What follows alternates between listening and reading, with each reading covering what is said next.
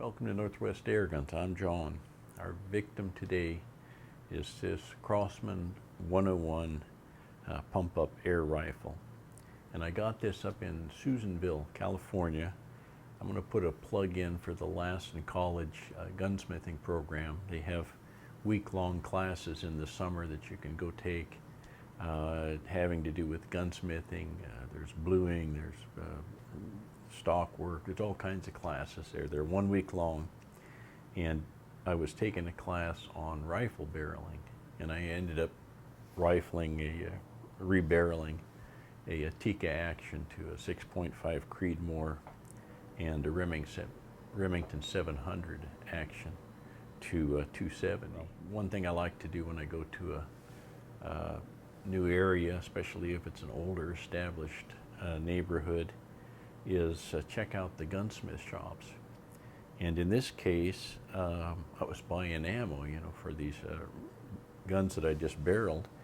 And whenever I go into a gunsmith shop, I always ask them, you have any old pellet guns or BB guns in the back?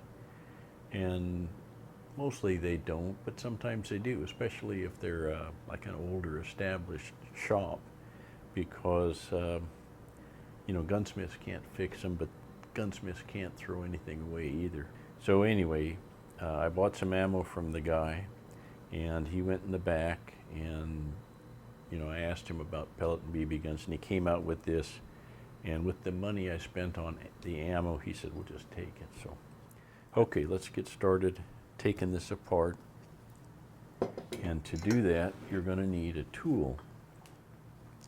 When we get in here, we're going to have to unscrew a nut. And this is the tool I made. And you can see, I think, I'm not sure where the best way to see it is, but it's got two prongs to pick up the nut. And I'll put a drawing of this. I'll link to this video, and I'll put a drawing online. So if you need to make one of these, you'd have the specifications on it. Well, the first thing we're going to do is we're going to pull the stock off, the butt stock. And in order to do that, you just need a screwdriver. And there's a long screw in here, connects into the receiver there.